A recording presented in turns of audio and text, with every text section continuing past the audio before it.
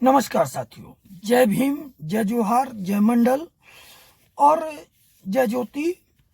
साथियों, आज हम चर्चा करने वाले हैं उत्तर प्रदेश सरकार के एक आयोग, जिसने पूर्व में भी कई भर्तियों में आरक्षण को खाने का काम किया है और वर्तमान समय में भी एक भर्ती का विज्ञापन जो कि 24 मार्च 2026 को इस आयोग के द्वारा जारी किया गया, उसमें आरक्षण संबंधी जो विसंगतियां हैं उसके संबंध में मैं चर्चा करना चाहता हूं।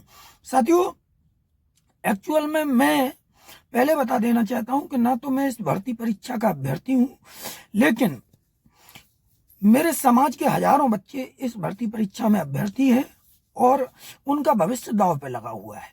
जब मैंने ये विज्ञापन देखा तो मेरे जो रूह है वो कांप गई, मेरे रोंगटे खड़े हो गए, मेरा दिल जो है बैठ गया और मुझे मजबूर होकर ये वीडियो बनाना पड़ रहा है।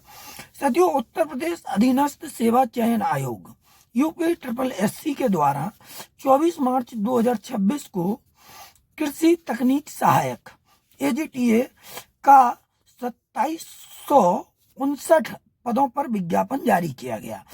2759 पदों पर एक विज्ञापन जारी किया गया, जिसमें जो वर्गवार सीटें हैं उनका निर्धारण करके विज्ञापन डाला गया।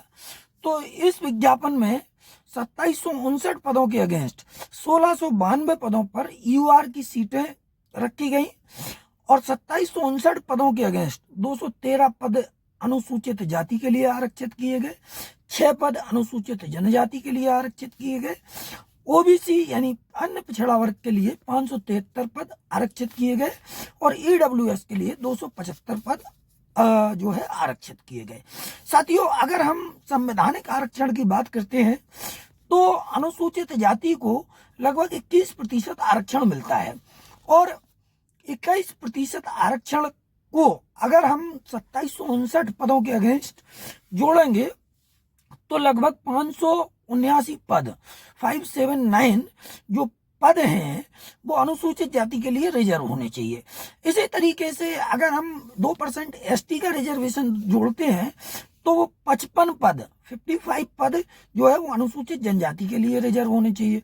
अगर हम OBC अन्य पिछड़ा वर्ग की बात करें तो उनको संवैधानिक आरक्षण 27% है। तो 27% के संवैधानिक आरक्षण में जो है 573 पद दिए गए, जबकि अगर हम 27% आरक्षित पदों को जोड़ने का काम करेंगे 2759 पदों के अगेंस्ट तो 744 पद OBC के लिए आरक्षित होने चाहिए। EWS का आरक्षण 10% है, उसके हिसाब से अगर हम जोड़ेंगे 2759 में तो 275 पद EWS के लिए रिजर्व होने चाहिए, जो कि हैं। लेकिन अनुसूचित जाति, अनुसूचित जनजाति और OBC के पदों में बड़े पैमाने पर कटौती की गई। ऐसा नहीं है कि इस आयोग ने पहली बार ये कटौती की हो। इसके पूर्व में 2024 में जब कृषि सहायक के पदों पर विज्ञापन इसी आयोग ने जारी किया गया था, जो जिसका भर्ती अभी चल रही है और डॉक्यूमेंट वेरिफिकेशन स्टूडेंट्स का हो गया है, उसमें भी OBC और SC के पदों को काटने का काम इस आयोग ने किया था। लेकिन बाद में जब OBC के कई नेताओं ने इस मुद्दे को उठाया तो ये मुद्दा जो है गर्म हुआ और आयोग को बैकफुट पर जाकर के, सरकार के लोगों को बैकफुट पर जाकर के उसको संशोधित करना पड़ा विज्ञापन को और रिजर्वेशन को संवैधानिक रूप से उचित अनुपात में देना पड़ा। परंतु दोबारा से जब नई भर्ती इस आयोग के द्वारा जारी की गई उन्हीं पदों के लिए, तो उसमें भी बड़े पैमाने पर आरक्षित वर्गों के पदों की कटौती की गई। इस पर ना तो सत्ता पक्ष में बैठे अनुसूचित जाति और OBC अनुसूचित जनजाति के नेताओं का ध्यान है और ना वो बोलना चाहते हैं, क्योंकि वो अपने टीवी बीवी और बच्चों में खुश हैं। उनके बच्चों का इंतजाम हो गया है, उनकी पत्नी को गाड़ी बंगला मिल ही गया है, तो उनको समाज के लोगों से कोई लेना देना नहीं। अब तय समाज को करना है कि ऐसे लोगों को अगली बार विधानसभा में भेजना चाहिए या नहीं भेजना चाहिए। तय समाज के लोगों को करना है कि ऐसे लोगों के खिलाफ मोर्चा खोलना चाहिए या नहीं खोलना चाहिए।